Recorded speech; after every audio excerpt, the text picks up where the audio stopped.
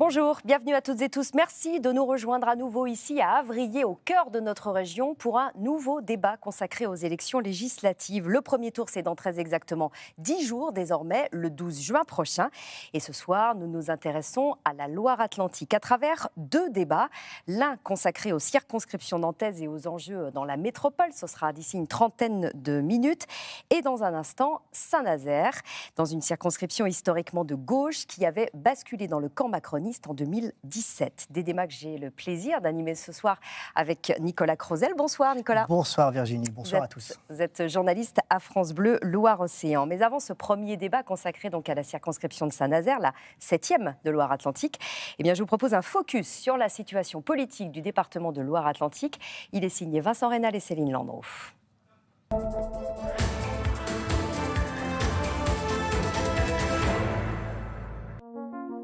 La Loire-Atlantique est son cœur historique à gauche, un palpitant bousculé par le hold-up politique réalisé en 2017 par La République En Marche, qui avait alors mis la main sur les 10 circonscriptions que compte le département. Et même si doubler un grand chelem est toujours un peu compliqué, 8 députés sortants sur 10 y retournent, certains avec quelques dossiers. Sandrine Josso, dans la 7e, est loin de faire l'unanimité. Élue sous l'étiquette La République En Marche, elle a quitté le parti présidentiel en le critiquant ouvertement pour finir au MoDem. Des soucis judiciaires en plus. Sandrine Josso est poursuivie pour n'avoir pas remboursé 10 000 € que lui aurait prêté une ancienne attachée parlementaire. Anne-France Brunet, dans la 3e, elle aussi visée par une plainte d'une ancienne assistante, accusée de violence et harcèlement. Cette adhérente d'En Marche depuis 2016 tente le doublé dans une circonscription emblématique, longtemps chasse gardée d'un certain Jean-Marc Ayrault. Dans la 10e, l'ex-PS Sophie Errante se présente pour la 3e fois. L'ancien policier Bruno Caïto de la NUP pourra-t-il l'arrêter ? Ici, Macron a réalisé son meilleur score au premier tour avec 35,9% des voix. Dans la 2e, 100% nantaise, la députée Valérie Opelt se représente dans une circonscription où la gauche a beaucoup d'espoir. Jean-Luc Mélenchon y a réalisé son meilleur score dans la région. Aude Amadou sur la 4e, Audrey Dufeu sur la 8e, Yannick Horry sur la 9e, tous élus en 2017 veulent rempiler. Restent 2 circonscriptions où les candidats de la majorité présidentielle ont jeté l'éponge. L'ex-PS Yves Daniel dans la 6e raccroche après 2 mandats et François de Rugy dans la 1re. L'ancien ministre de la Transition écologique, touché coulé par l'affaire des homards, laisse la place à son suppléant. Enfin, dans la 5e, l'ancienne secrétaire d'État à la jeunesse Sarah El Haïry compte bien récupérer son siège. Et nous ouvrons donc à présent tout de suite notre premier débat consacré à Saint-Nazaire et pour être plus précis, à la 8e circonscription de Loire-Atlantique qui recouvre 13 communes, dont Saint-Nazaire, mais également Montoire de Bretagne, Savenay ou encore Donges. Une circonscription qui fait partie dans notre région de celle qui compte le plus de candidats, 13 au total pour ces législatives. 4, vous le voyez, sont à nos côtés sur ce plateau ce soir. Nous les avons choisis pour la représentativité et les résultats de leur parti ou de leur mouvement aux dernières élections, et notamment Nicolas, la présidentielle. Et pour que nos téléspectateurs fassent connaissance avec vous, messieurs, mesdames, on va vous offrir 20 secondes pour vous présenter. On commence avec vous, Audrey Dufeu. Bonsoir. Bonsoir à tous. Je suis Audrey Dufeu, votre députée sortante, candidate pour un nouveau mandat aux côtés du président de la République. J'ai 42 ans, je suis issue de la société civile, je dirigeais auparavant un établissement de santé. Je sillonne depuis 5 ans la circonscription et rencontre les habitants des 13 communes qui la composent pour porter à l'Assemblée nationale leur voix en termes de vieillissement, longévité, prévention santé environnementale et également l'affirmation de leurs droits. Je suis également vice-présidente de la Commission des affaires sociales. C'était 20 secondes, c'est pour vous, pour que vous ayez du temps de parole. Après, Gauthier Boucher est avec nous aussi ce soir. Bonsoir pour le Rassemblement national. Donc Gauthier Boucher, 34 ans, je suis historien de formation. Je suis membre du Rassemblement national, dont je suis le responsable départemental en Loire-Atlantique. Et je suis dans cette circonscription un ancien élu local, puisque j'étais conseiller municipal d'opposition à Saint-Nazaire, également conseiller d'agglomération. Je me présente au suffrage des électeurs dans cette 8e circonscription de la Loire-Atlantique pour la 2e fois, puisque j'étais déjà candidat en 2017.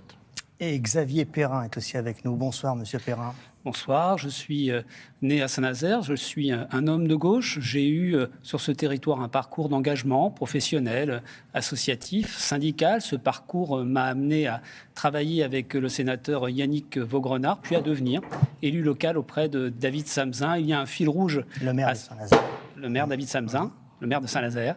Et ce fil rouge, en fait, c'est l'engagement. C'est celui qui m'amène aujourd'hui à présenter ma candidature dans cette élection législative pour servir les habitants vers qui va ma loyauté. Alors on le précisera évidemment au cours du débat, mais vous n'êtes pas investi par la NUPES, je ne sais pas comment on le prononce.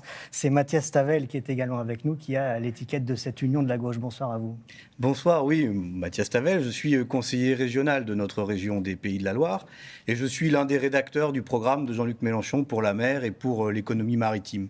Et je suis là dans cette élection comme le seul candidat de rassemblement des insoumis, des écologistes, des socialistes, des communistes, c'est-à-dire de la gauche et des écologistes, cette nouvelle union populaire, écologiste et sociale. Et puis aussi le seul candidat qui, dans cette circonscription, propose de contribuer à une autre majorité que celle de M. Macron pour avoir demain un autre gouvernement dans ce pays, un gouvernement social et écologiste, parce que non, il y en a maintenant bien besoin. Alors on le disait, il y a 13 candidats, vous le disiez Virginie, sur cette circonscription. On vous laisse découvrir les 9 autres sur votre écran maintenant, qui concourent donc à cette élection sur la 8e circonscription de Loire-Atlantique. Cette circonscription, la 8e donc de Loire-Atlantique, qui va nous intéresser dans les 20 prochaines minutes, eh bien c'est une des rares dans notre région qui compte, on vient d'entendre, une dissidence à gauche. C'est le cas également, rappelons-le, dans la Sarthe. Mathias Tavel, si je vous parle de la Sarthe, c'est un département que vous connaissez bien, vous y habitez, mais vous avez choisi de vous présenter, vous, à Saint-Nazaire. Que venez-vous faire à l'autre bout de notre région ? Je viens porter un programme pour l'économie maritime, je viens d'en parler, et puis un programme pour régler les problèmes qui se situent sur le territoire et qui, souvent des problèmes locaux, ont en fait des causes et des solutions nationales. Si on prend l'exemple de l'hôpital de Saint-Nazaire, si on va vers la fermeture des urgences cet été, c'est pas à cause de la situation spécifique de Saint-Nazaire. Ça y contribue, notamment le bail léonin de l'hôpital qu'il faudra abroger. Mais c'est d'abord la politique de M. Macron depuis 5 ans qui a fragilisé l'hôpital. Ici à Saint-Nazaire, si je reviens à ma question, quand même, vous l'avez compris le sens de ma question. Oui, je l'ai pas compris. Vous êtes qualifié parfois de parachuter sur cette circonscription. Pourquoi avoir choisi de venir ici et de vous opposer, du coup, à un candidat qui avait déjà été investi par les militants locaux, Xavier Perrin ? Moi, je suis investi par l'ensemble des partis de gauche et écologistes de la circonscription. Mais l'enjeu d'élire un député, ce n'est pas de faire l'élection municipale de Saint-Nazaire. L'enjeu, c'est d'élire un député qui va voter le budget de l'hôpital, le budget de l'école, la réforme ou pas de l'école que prépare M. Macron qui veut casser l'école publique. Et moi, je dis clairement que face à ça, je serai un député qui défendra le gouvernement que nous constituerons avec la nouvelle Union populaire. Et je souhaite que les électeurs sachent clairement qui siégera où. Moi, clairement, je ne siégerai pas dans la majorité de M. Macron et j'espère siéger dans la majorité du gouvernement Mélenchon. Vous avez compris que Xavier Perrin, d'après Mathias Tavel, lui à l'Assemblée et vous au Conseil municipal de Saint-Nazaire.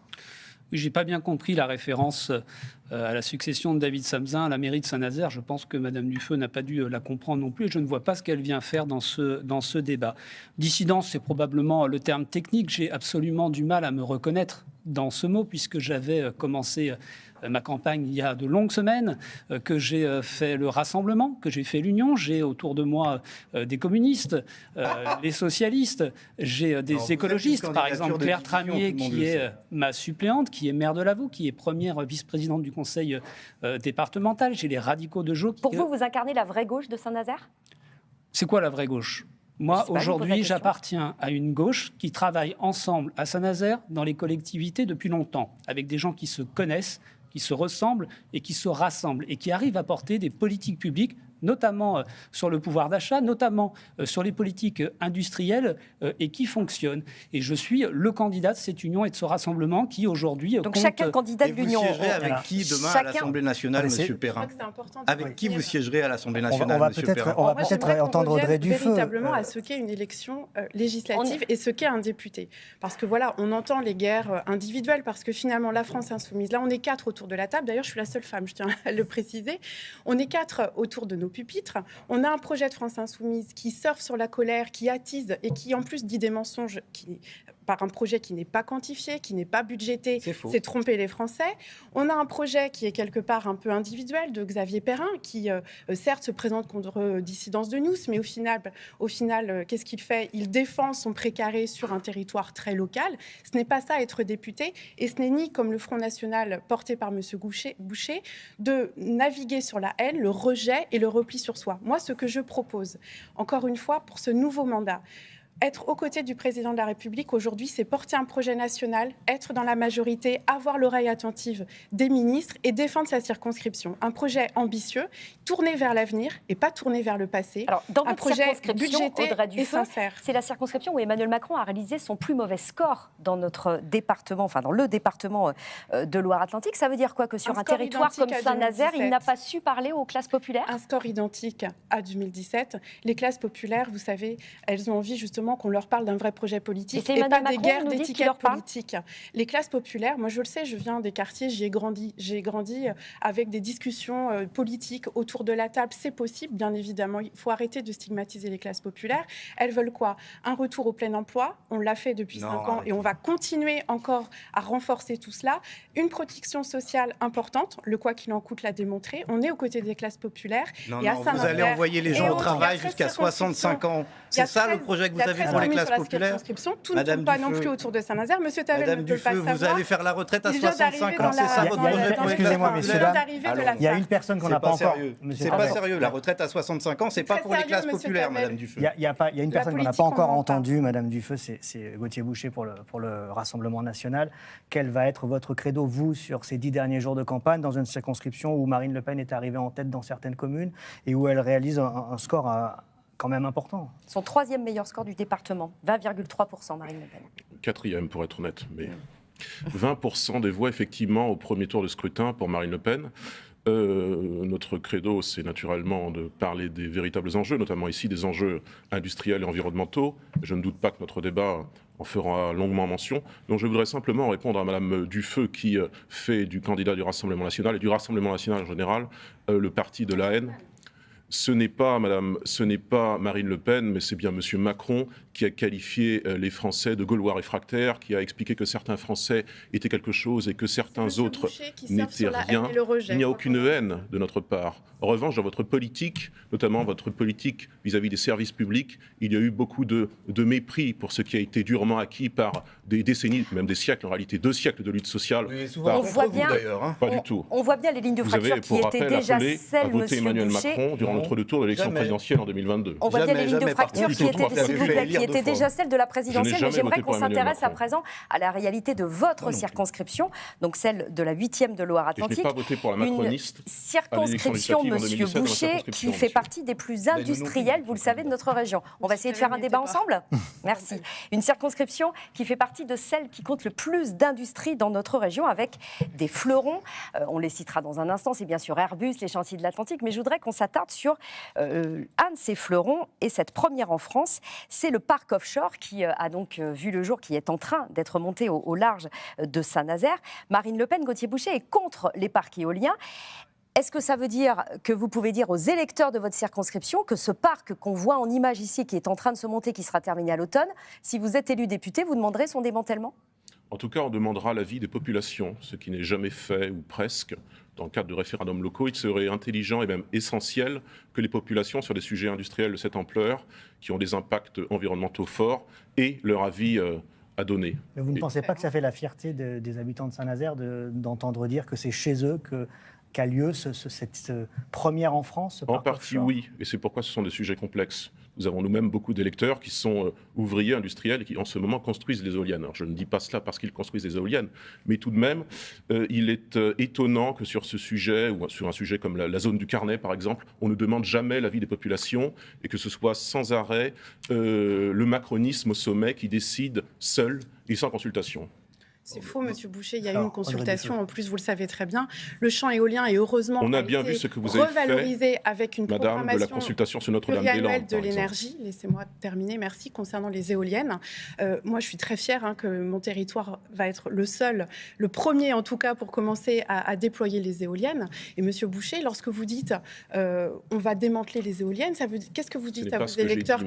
J'ai dit qu'il y aurait un avis préalable des populations. Il est évident que s'il y avait un démantèlement, il ne se ferait pas en quelques mois. Ce serait une affaire de moyen terme.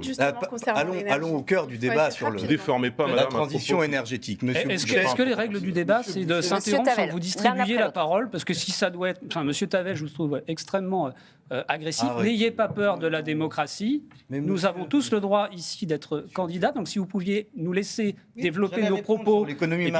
Alors, on ne va pas perdre de temps à expliquer les règles qu'on a déjà expliquées. Monsieur Perrin, si vous avez quelque chose à nous dire sur ce point de vue. Et moi, je voudrais qu'on aille au-delà même des éoliennes offshore. C'est-à-dire qu'il y a aujourd'hui des paquebots, mais on en parlera si vous voulez. Eh bien, allons-y. Monsieur Perrin, je vous écoute sur les éoliennes. Calmez-vous, Monsieur Perrin. Sur les éoliennes ou sur l'industrie. C'était mon but, j'allais y venir. Merci. Je vous en prie. L'industrie, ici, c'est notre histoire. Sur ce bassin, nous inventons, nous dessinons, nous produisons et nous vendons. Et c'est cette compétence multiple qui nous a permis de résister dans l'adversité à l'ensemble des questions liées à la mondialisation. Et c'est aujourd'hui ces compétences-là qui sont capitalisées, qui nous rendent particulièrement pertinents dans cet enjeu du siècle, qui est la transition écologique et la transition énergétique. Mais justement, il y a plein d'exemples, et sur les éoliennes. Ma question sur ces fleurons, Monsieur Perrin, les paquebots des chantiers, les avions d'Airbus, très bien, c'est une grande fierté, mais écologiquement, image assez déplorable. Comment est-ce qu'on... Je ne suis pas d'accord avec vous quand vous dites que l'image est déplorable, et c'est vous qui avez parlé de la fierté des habitants. J'ai aussi parlé de fierté, mais reconnaissez que ce ne sont pas les industries les plus vertueuses, ou en tout cas sur les industries, mais par contre, elles s'inscrivent, elles ont bien pris conscience de ces sujets-là. Nous avons des ingénieurs qui travaillent à l'intérieur. Demain, c'est l'avion du futur. Les paquebots, c'est le travail qu'ils sont en train de faire. Mais comment est-ce qu'on accompagne cette transition? Mais qu'est-ce qui finance, je finis, qu'est-ce qui finance cette transition? Ce sont les succès commerciaux d'aujourd'hui. Et quand vous parlez du champ d'éoliennes et que j'entends le gouvernement qui en est particulièrement fier, ce projet, il est né dans les années 2000. Et puisque nous sommes ici pour nous présenter à une élection législative, quel est le rôle d'un député? Typiquement à l'époque, région, département, la ville, des politiques nationales relayées par un député, c'est ce qui a permis de flécher ce territoire pour qu'il devienne aujourd'hui ce leader dans la production de ce champ d'éoliennes. Faut que vous gardiez un peu de temps de parole, Xavier Perrin. Sur cette question qui est assez symptomatique de ce qu'il faut faire. Faire la transition écologique, ça nécessite de planifier. Je vois que le mot planification écologique est à la mode, je m'en réjouis parce qu'on le porte, nous, depuis des années. Le parc éolien de Saint-Nazaire, il n'est pas né sous le quinquennat de M. Macron, il a été décidé bien avant. Par contre, ce qui a été fait par M. Macron et par les amis de M. Perrin quand il gouvernait, c'est brader les éoliennes d'Alstom à General Electric. Si on veut demain faire la transition énergétique dans ce pays, on a besoin que des fleurons comme ça soient... des fleurons nationaux et pour certains publics, et pas de brader nos fleurons industriels à des capitaux étrangers comme l'a fait M. Macron. Il a nationalisé les chantiers de l'Atlantique et d'ailleurs... Non. D'abord, il a bradé les éoliennes à General Electric. Italien, madame, ce que vous dites est inepte. M. Macron n'a que faire de l'avenir du chantier naval de Saint-Nazaire. Et sur les chantiers d'Atlantique, quand d'autres... S'il vous plaît, sinon on n'entend plus rien. Il y a eu vraiment cette protection, la protection de l'industrie et des fleurons nazériens de la circonscription. Ça a été fait pendant 5 ans et ça va continuer. Il y a eu France Relance. La loi de l'apprentissage, on a multiplié par 2 le nombre d'apprentis. Oui, les compétences, c'est important. Avoir des apprentis, c'est encore mieux pour pouvoir les pérenniser, notamment avec l'industrie du futur. La nationalisation des chantiers. Et on pourrait également revenir, encore une fois, sur cette cartographie, la stratégie de développement de la transition énergétique. À Matignon, vous avez 2 ministres aux côtés d'Elisabeth Borne. Qui sont les plus mauvais députés en termes de vote sur l'écologie. Ça donne sur la transition énergétique et écologique, c'est vraiment très important. Madame Dufeu, le gouvernement que vous soutenez et que vous avez soutenu a été condamné pour son inaction climatique. Ne venez pas à venir nous expliquer que maintenant on a besoin de vous pour les 5 ans qui viennent alors que vous n'avez rien fait pendant 5 ans sur ce sujet. Jean-Luc Mélenchon, Premier ministre, Mathias Tavel. Non, je vous pose une question. Jean-Luc Mélenchon, Premier ministre, que ferait-il par exemple sur une circonscription comme la vôtre?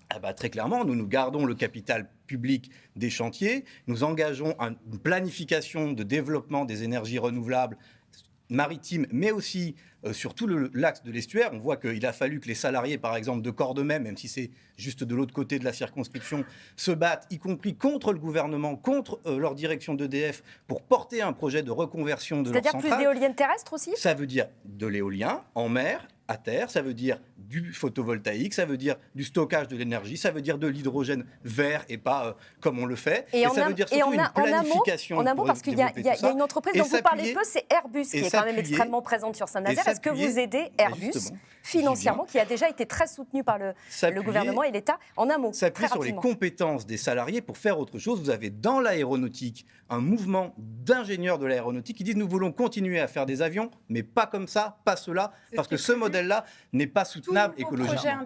Et ça, il faut s'appuyer sur les salariés. Devra être écologiquement vertueux, c'est prévu, ça se fera dans les années on va entendre, qui vont arriver. Tout à l'heure, Gauthier Boucher pour le Rassemblement national, je vous entendais dire avec beaucoup de force que ce que disait Madame Dufeu était faux.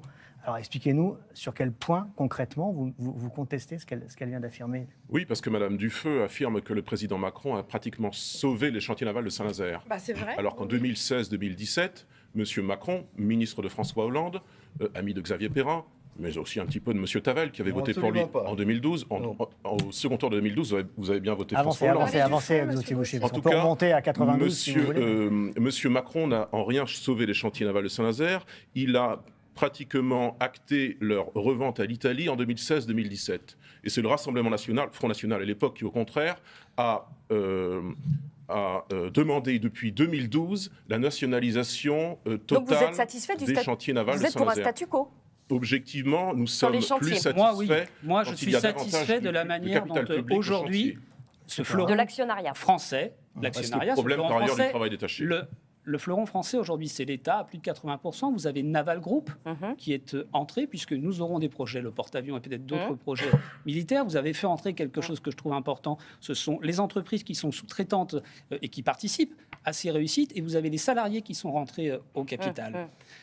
Donc pour vous, on reste comme ça, on reste sur cet actionnariat. Je vous dis pourquoi on reste comme ça. Et je vous dis rapidement, parce qu'on va passer à un je vous dis pourquoi ça nous convient. Vraiment rapidement. Parce qu'effectivement, ce fleuron a failli être vendu à Fincantieri. Et ce sont bien les élus locaux, les syndicats, les chefs d'entreprise qui ont montré et qui ont éclairé la représentation nationale et l'État, qui a dû s'appuyer ensuite sur des mesures européennes pour justifier sa position, éviter que Fincantieri puisqu'il travaille avec la Chine, transférer les compétences qui sont les nôtres et qui nous font vivre. Vous nous dites aujourd'hui, rapidement, on va passer, il nous reste assez peu de temps, vous savez, le temps passe vite, notamment dans un débat animé comme celui-ci, à un thème qu'on souhaitait aborder aussi avec Nicolas, parce qu'il est particulièrement important dans le bassin de vie de Saint-Nazaire. C'est le thème du pouvoir d'achat, parce qu'effectivement, on a regardé les chiffres. Le salaire moyen dans votre circonscription est de 160 € plus faible que la moyenne départementale. On est dans un territoire qu'on dit populaire, et c'est évidemment pas dégradant que de le dire. Qu'est-ce que vous faites pour parler à ces personnes-là et pour les aider, pour qu'elles gagnent plus les uns les autres? Peut-être Audrey Dufeu, parce que vous êtes aussi responsable du bilan des 5 dernières années. C'est une réalité, c'est une circonscription populaire, avec des personnes isolées. Je pense aux mères isolées, aux personnes retraitées aussi qui vivent seules, pour qui les fins de mois sont compliquées. Il y a un bilan, il y a eu des mesures votées très claires sur le pouvoir d'achat, la suppression de la taxe d'habitation, le reste à charge zéro. Je pourrais vraiment détailler tout le bilan. Mais il nous reste peu de temps, donc le projet, de mesures si Emmanuel Macron a sa majorité à l'Assemblée, nous voterons dès l'été, et je voterai une loi sur le pouvoir d'achat et une loi rectificative des finances pour, premièrement, augmenter de 5% les retraites. Une retraite minimum à carrière à taux plein à 1 100 €. Merci. Laissez-moi terminer. Vous aviez 5 ans pour le faire, madame. Ça, c'est la suppression de la redevance télé. Enfin, il y a vraiment des mesures qui vont se débloquer très rapidement si, encore une fois, le président a sa majorité. Donc, des mesures financées. Ce qui n'est pas le cas du projet. Si M. Macron n'a pas la majorité... Il nous reste 1 minute 30 pour tous les trois. Je vais très vite. En 30 secondes, si vos mesures pour le pouvoir d'achat. Si M. Macron n'a pas la majorité et que nous, Nouvelle Union Populaire, nous avons la majorité, le gouvernement de Jean-Luc Mélenchon prendra dès le 1er juillet un décret pour bloquer les prix et un décret pour porter le SMIC à 1 500 € net par mois. Parce qu'aujourd'hui, il faut augmenter les salaires. Et puis, une question que Mme Dufeu n'a pas évoquée, vous parlez des personnes isolées. Moi, je voudrais, Mme Dufeu, que vous expliquiez aux gens pourquoi vous avez refusé qu'on revienne à un calcul individuel de l'allocation aux adultes handicapés. Vous avez refusé cette mesure qui est une mesure de justice et même une mesure d'humanité. Donc on a compris, blocage des prix, SMIC à 1 500 €, je résume, en dehors de la dernière mesure dont vous venez de parler. Xavier Perrin, les mesures que vous porteriez pour favoriser le pouvoir d'achat de vos électeurs. Des mesures qui sont immédiates et qui sont liées à l'inflation, qui elles-mêmes sont liées ou ont été renforcées à la fois par la crise sanitaire permettez, à la fois liées à la crise sanitaire et ensuite liées à la crise en Ukraine. Et nous avons pris, les 27 ont pris ces derniers jours des dispositifs pour nous rendre moins dépendants de la Russie en termes de pétrole. Et donc, évidemment, il y a des conséquences pour les personnes sur ce territoire, celles qui mettent de l'essence, celles qui ont besoin de payer le chauffage et qui ont moins de moyens. Et donc, il faut avoir ces mesures d'urgence sur l'inflation. Sinon, augmentation du SMIC. Dans le cadre d'une conférence nationale des salaires, parce que augmenter le SMIC simplement, c'est condamner beaucoup de personnes à être au SMIC. Et pourquoi le faire dans une conférence qui est nationale? Parce qu'il faut absolument associer tout le monde, puisque ce ne sont pas que les salaires, ce sont aussi les minima sociaux, ce sont aussi les pensions, et qui eux aussi ont besoin d'égalité. On est obligé de vous couper, Xavier Perrin, pour entendre quand même Gauthier Boucher. Vos mesures pour le pouvoir d'achat, s'il vous plaît, en 30 secondes. C'est vous, monsieur Tavel, qui dites cela, dont certains de vos candidats proposent un SMIC à 1400 et certains à 1500 suivant les circonscriptions. Non, nous sommes à 1500. Regardez les documents des candidats de la nouvelle Union populaire dans certaines circonscriptions de l'Hérault. Nous vous propositions tout simplement, notamment sur les produits énergétiques, adopter une TVA qui passe de 20 à 5,5% sur l'électricité, le fioul, le gaz, parce que quantité de Français, en réalité, ont besoin de leur voiture pour des déplacements quotidiens. Pas de hausse du SMIC, parce que ça, c'est la politique de raser gratis, monsieur Tavel. Ah bah non, c'est simplement payer le travail. Distribuer un argent magique. Non, c'est payer l'argent le travail. Public et qui est donc, baisse de la TVA. Donc, monsieur Boucher, le SMIC, c'est on conclut, s'il vous plaît. On conclut, s'il vous plaît. Un mot, monsieur Boucher. Vous étiez à votre conclusion. J'ai résumé mon propos. Baisser la TVA. Baisser la TVA sur les produits énergétiques parce qu'ils sont des produits de première nécessité. Merci beaucoup aux uns et aux autres d'avoir participé à ce premier débat de cette pré-soirée électorale. C'est rapide, mais on a pu, je pense, voir les lignes de fracture des uns et des autres, et notamment sur ce qui concerne votre circonscription, la 8e de Loire-Atlantique.